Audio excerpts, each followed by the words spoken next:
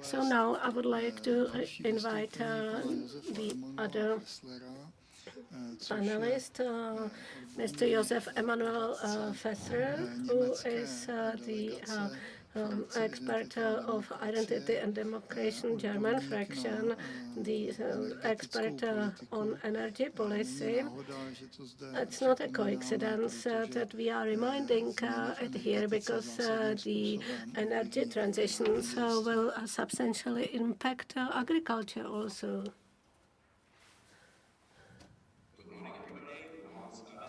Presentation. I hope everybody can hear me. I start now my presentation.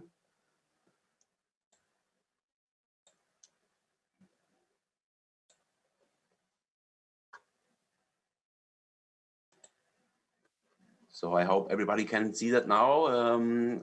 My name is Josef Faessler. I work 15 years in the energy branch. Now I work in the committees Energy Industry and Environment Climate for the member Dr. Sylvia Limmer. I start talking about the energy transition. We started that in Germany in 1999, the first time with our, where we had a green red government in Germany. They start 1999 with these, in Germany called Energiewende, it's the energy transition. Based, everything is this on the fear of the climate change. And there we have the agenda. It starts one leading the other when we have the Paris Agreement in 2015. And the aim is that we have a global warming not to get higher than 1.5 degrees compared to the pre-industrial level of 1850. That's a period of 170 years. And these 1.5, we have not to go over 1.5 until 2100. These are the key borders or facts we have to reach. The question, of course, is with the climate change. What is the climate change? We have in Germany, we try, as AfD, we always try to say to people, of course, we want to save our nature and our environment, but we can do it with evidence-based. We can prove our quality of water, air, soil, but we think we cannot control the climate, or not mainly. The climate is mainly from the activity of the sun is changing the climate, and we had climate change all the time, and we will have the climate change all the time, so we can maximum adapt. But I think it's not possible to stop the climate change or to freeze it. I think it's, but we have there in Germany this discussion since 20 years, and it's now on a really like a religious level. You have to believe in this, and the global warming, they say it's coming from the CO2, but the CO2 is only one of a lot of greenhouse gases, and we also try to find a positive way for these, because the greenhouse effect and the greenhouse gases, without them, we would have no atmosphere, and this planet would be a snowball flying through the space. So actually, it's not really sure if it's only CO2 or something else. But one leads to the other. The Paris Agreement it finds the way in the Green Deal from Ursula von der Leyen. The Green Deal leads to the climate law. In the climate law, we have now we have to reduce climate neutrality until 2025, and of course, it's always referring to CO2 levels, but we have to decrease CO2. Up to now, it's we have in the air 0.04% CO2. And 100 years before, we also had 0.04% CO2. What we know is that CO2 plants in photosynthesis need CO2 to grow. And we also know that a lot of plants like maize, rice, they have the optimal growth level by 0.08%. That's double CO2 what we have in the air. Okay, but this in the climate law that leads now to a program called Fit for 55 with a lot of packages. For instance, with the ETS, it's about the energy, it's about the emission and trading system, also trading CO2. Then you have this energy taxonomy in this case. And also it's about taxation for flights, and yeah, we have a lot of CO2 taxonomy, CO2 taxes rising, CO2 prices are rising. We have this energy transition that should help us from the EU Commission. They say, okay, with the energy transition, we go away from the fossil fuels, we go to the solar and wind. And with this, we reach the decarbonization, and the EU Commission have now, of course, they have a strategy. It's called Electro First. They realized that they do a lot of energy consumption. It's from the whole energy consumption in Germany, only 20% with power, with electricity.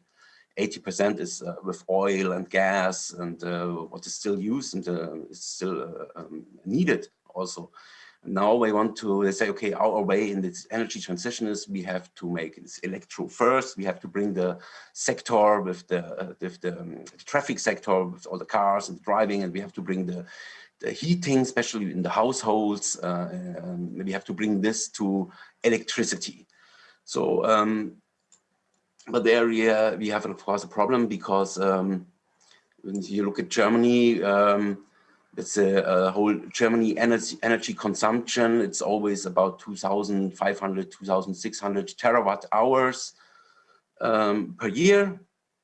And what we can see is where the EU Commission finds the way. They think, okay, we have to put down, because if you look especially in the different sectors, we have on the left, on the top, the traffic sector, and there we see, okay, the blue part, that's the oil. Okay, and then they think, okay, we have to get rid of the fossil fuels.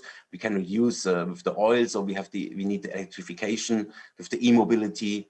We also see that, and we can also see here on overall charts, that the four small charts, the pink one is the renewable energy. So we see only 20% of the whole energy consumption is renewable. And what's very important is only 20% of our energy consumption in Germany are with power, with electricity. This leads to the next, where we can see, I took a week not so long ago, week 40, it was the beginning of October. And there you can see the black line. It's the real consumption, energy consumption. And then you see in the different colors, you see how the energy was produced. And you can see these as one week, you can see very good the yellow top, the yellow peak, that's the sun activity. And down the sun, we have the wind. And there you can see that's a big problem with the renewable energies, with solar and wind, that they are very intermittent and variable, and you cannot control. They are not controllable. Either you have sun or you have wind. At night you can see in the night where of course there is no sun, and you see also how the other sources have to, our other power plants have to react. And you see in the red one, it's very constantly, that's our nuclear power plants. But the Greens in Germany, they forced us in Germany via law that we have to phase out nuclear power next year. So we have now 6 nuclear power plants still in Germany. They have to phase out. You see in black, it's stone coal. And you see the brown one, very constant. Also, it's a brown coal in Germany. With the stone coal, mining stone coal in Germany is already forbidden now. They stopped these, so now we import the stone coal very climate neutral via ship from Colombia to Germany, and burning that there in our stone coal power plants. And we see what's very variable. It's the orange. It's the gas, with the gas, because gas power plants, you you have the possibility to drive them up or to shut them down very fast.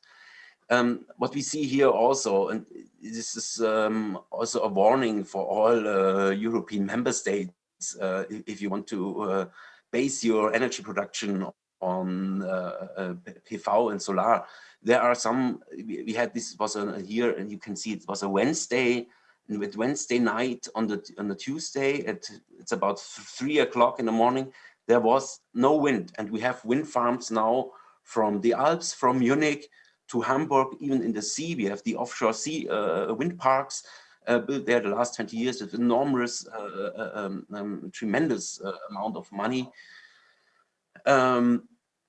But then if there is no wind, where is no wind? And it doesn't matter if you have 1, 2, 3, or 1 million wind farms. There's zero wind, that means zero energy. It's a very easy calculation. It's what's really shocking is that that now you have to imagine. We see here we have in the peak in Germany energy consumption is about 74 gigawatt. It's the top power peak, and you have to imagine now if we want to change the traffic sector to e-mobility, because they have to they should also run with electricity.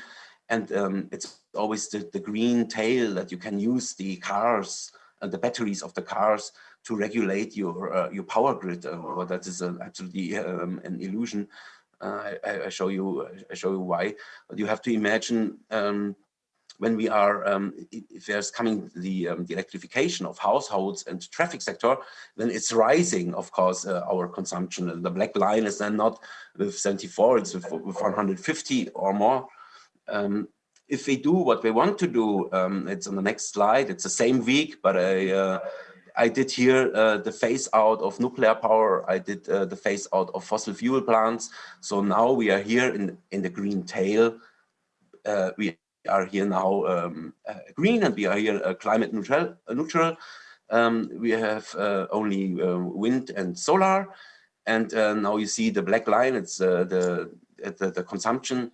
And if you look to this, because they always tell us, yeah, we can save the energy in the batteries, but where you want, in this moment, you always have not enough energy. When do you want to save energy with this? So, of course, we need a longer time nuclear power. And this, I think, is a chance for all European member states, because now it's coming up that they are the Commission. They say, okay, nuclear power, that's green because there's no CO2. And we see also the reactions in France. They build new nuclear power plants. I heard about that in Czechoslovakia. You have Temelín and Dukovany. I heard in Dukovany you want to double the power in the nuclear power in Dukovany. We see that in Finland also, that they have a lot of nuclear power plants and building more. Germany. With this future, what the Greens have planned for us, Germany will be not able to take care of its own power production in future. And the most important thing is that they say now, okay, probably with the e-mobility, that's not possible, but then you have to use the hydrogen. The EU Commission have the new hydrogen strategy with a lot of money, 400 billions until 2030 invested in that. But you always have to keep in mind electricity power you cannot save. You always can only transfer it to another energy form, and there you will lose energy. They say, okay, we make electrolysis. With the power when we have too much power, but as we can see, there is not so much time points where we have too much power. We can make with electrolysis hydrogen. In this hydrogen, this process, because it's very energy intensive, you lose at least 25% of the electricity power to change it to hydrogen. Then later you have to burn the hydrogen and have to make from hydrogen electricity power again, where you will lose another 25%. So with this plan, you will lose a lot of energy. We go further to the, just to make a short calculation to get aware of does this mean, what the EU Commission is planning with electrification. If we have in Germany, and then the question is, where does the energy come from, or should come from? We have an average power consumption in the e-car, the e-mobility car, with 15 kilowatt hours per 100 kilometers. In Germany, we have about 50 million registered cars, passenger cars. The average driving distance of a passenger car, of all the 15 million passenger cars in Germany, is about 13,700 kilometers per year. So if you calculate this, if you only need the energy, the electricity energy for that, you need 100,000 gigawatt hours. We have an annual production in one of our last nuclear power plant, ISA 2. It's near to Landshut. It's in Bavaria. It's compared like the same to a block to Temmelin, where you have a production of 10,000 gigawatt hours. So you see, only to get the energy, the electricity energy, we would need 10 nuclear power plants like ISA 2, but our last 6 nuclear power plants we phase them out next year. So the question in Germany in future will be, where should the power come from? But still worse is, and that's actually you have it to real at it. It's the difference between the energy and the power, because you have the power in megawatt or in kilowatt, and if you let it run over the time, you have energy. It's the integral of power, Leistung, over the time. It's then you have the gigawatt. So, but only to get the power. If only 10% of our 50 million cars drive with electricity, then we have the problems that they should, EU Commission, they say they should stabilize our grid. But that's not the fact, because you have to imagine most of the people, they end the work at 18 o'clock in the evening, and then they drive home. What they do when they drive home and they arrive at home, they put on their car to the grid because they want to charge, of course. And this is you have to look on the power, and when you can see, okay, if you only have these 10%, and it's the typical wall box that in Germany people install in their household for recharging their car, it's 11 kilowatt. And if you these power, if you only calculate with 5 million cars, when we would need about 40 nuclear power plants like ISA 2, only to guarantee the power, because the people will do more or less. They want to recharge all at the same time. So this is exploding the power. So we need, if all 50 million, not only 10%, then we need 400 new nuclear power plants. So it's absolutely a tale with the electromobility, and that will help us. It's even more worse, because actually the electromobility it's combined with a lot of toxic materials in the batteries, like lithium, cadmium, cobalt, and we do not have these in Europe. We do not have these resources, and the question is where we want to get all these resources for the batteries, and then how we want to recycle them, or how we want to get rid of them at the end, because everybody knows, okay, battery is not going so long, and as we all know, the batteries were not recycled. That's rubbish in the end. It's waste, and this will be a great problem. The last chart I want to show you, I did that for 2018. It shows the different member states and their power production price, where you can see, and it's very often you see who will got really problems with that, and who will probably benefit of this politic. But it's actually, for 20 years ago, it was a German politic. And here you can see, for instance, here on the top, we have Spain. You see, okay, that's mostly based on oil, coal, nuclear. if they want to phase out the fossil fuels or nuclear power, they really have problems.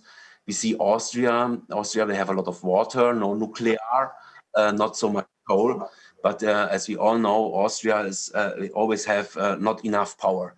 Temelin and the Czech nuclear power plant, they produce a lot of power for Austria. And also Germany exported always a lot of power to Austria and over Austria to Italy, because Italy also have not enough production for their own consumption. Not all the time, but in special times and peaks and so on. And up to now, Germany is, we have a very good energy mix in Germany, and very independent, but it's based on coal, nuclear, it's everything a little bit. But if we want to phase out and if we do this, then we got the problem, then we got from an exporter to an importer. And we have sometimes that you see in this week, what I show you, when we have not enough energy, then always France is helping Germany and save our net stability and our grid stability and our security of supply. So in future, we will be abandoned from other member states. This can also get problems to our directly neighbors. The Energy Union, to say about this, we have the organization is called ACER, for the corporate of the energy institutions of the member states. But this is also more or less an illusion. We have some interconnectors. That's when the high voltage goes over the border, but the member states are not really connected. So it's a dream to sell energy from Latvia to Portugal like this. It's not possible. We have the only two countries we had really good connected in the past was, or still is good connected, is Austria and Germany. But the German government divided these and said we have to make two markets. We have to divide the markets again because the prices are running out. So we divided the German and the Austrian gas market. So with the Energy Union, that's far away.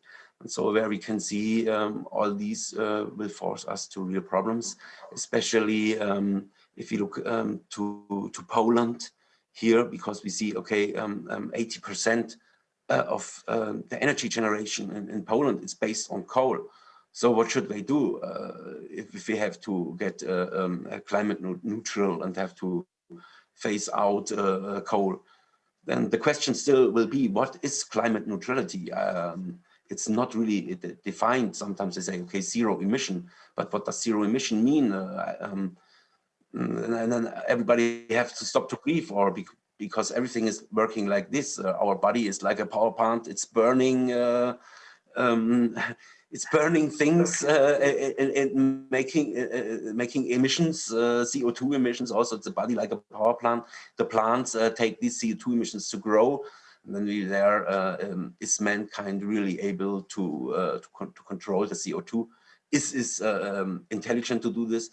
But I would recommend to every young scientific, or if you start your career, in this moment, it's especially in Germany, it's not very good to ask these questions, because it's like a sacrosanct, it's like a believing, it's very religious, and it's not in Germany. If you ask questions about this, this would destroy your career. So okay, this is the end of my presentation. Thank you very much.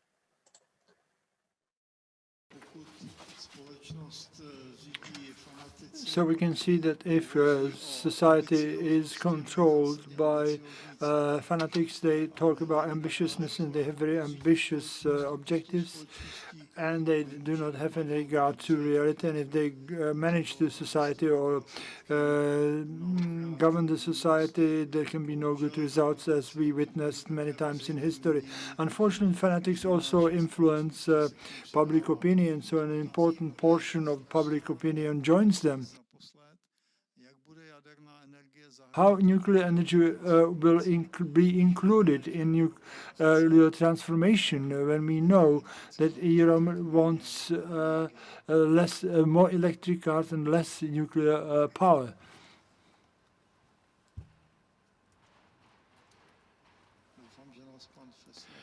I hope that Mr. Faessler is following us.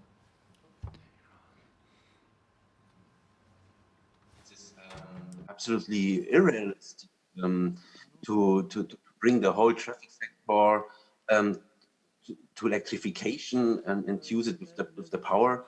Then if we want to do this, we need a lot of more power plants, and we never can reach this with solar and wind. And we have also there the big problems with in our agriculture in Germany, that these wind farms, they are building fundaments, putting in 3,500 tons of beton, steel fundaments, only for one of these wind farm.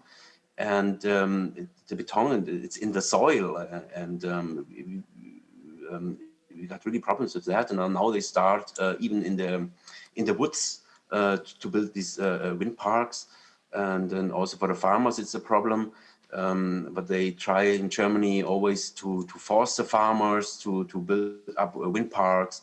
They also try to force the farmers to go in these biomass production. That's absolutely unrealistic. But the farmers, they are forced to this because they say, okay, the prices are rising for our life consumption, but we cannot reach it because the prices for our products, and that's food, are not rising. So they do everything what or more or less they are forced to do everything what the German state offers them to do. And then you have big problems with the biogas that so a big a lot of they have this monoculture of mice. They planting mice, but they do not. It's not mice for eating or for the animals for eating. It's only for producing biogas. And then you have the monocultures, and you have the problems with the insects and the bees. And so it's one problem following the after the other one. Thank you. Mr. Faessler, how will changes in the energy balance be reflected in agriculture? How will the energy sector will be reflected in the price of foodstuffs?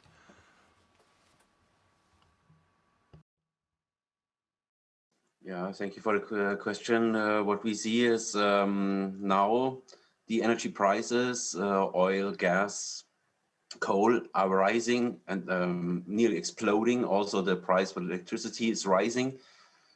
And then you have the tax benefits for the agriculture sector.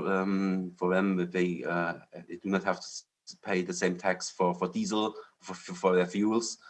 But we will lose in this Fit for 55 program, we will lose these benefits.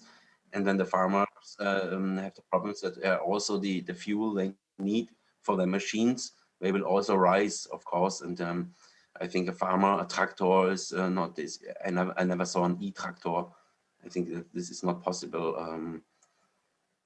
So I think the energy prices are rising also for the farmers, and it will be a big problem for them, especially in Germany, because the prices for the food are not rising, and then you have the problems that more and more fields are used for planting energy plants and not food anymore. Thank you. Question to Mr. Faessler: how can renewable resources replace the resources used so far, and with what kind of dynamism? So how long will this last? In other words, how long will it take? I think that it is not possible. If we want to keep up our system of net or grid stability, and if we want to have our security of supply And this level that we have now, we need always adjustable energies, and these adjustable energies or the adjustable power production, it's what we can turn on and off. So that's our power plants with gas and coal and nuclear. And I think it's physical with solar and wind. It's not possible to reach these the energy what we need. I think it's the only way to get these to follow this path of the climate neutrality, and to say, okay, then we stand with the nuclear power. But it's with nuclear power, it's the same, because there you have water stream, and water stream is also greenhouse gas. Not so effective as CO2, but I think the problem is that the whole discussion about this climate change, and it's absolutely unrealistic. We see that we invested 20 years long a lot of money in PV, in solar, and now still we have points. There's no sun, there's no wind, then there's no electricity. Then we had the last 3 years in Germany. We had a lot of points where we are not so far away from a blackdown. It was the 2 times that France saved us, and also nuclear power from Czech, but saved the German grid stability to get not a blackout. So I see it. I think for me it's not possible because we cannot build wind farms everywhere. And in Germany we have now a lot of wind and solar farms, and yeah, well, you need not the constant power you need, because you do not have wind and solar all the time.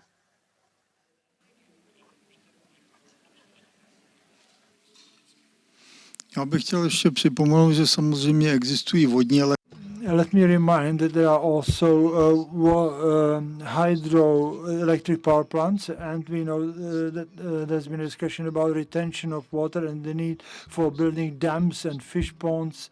But at the present time, the European Parliament has approved the need for liquidating dams and water reservoirs, because in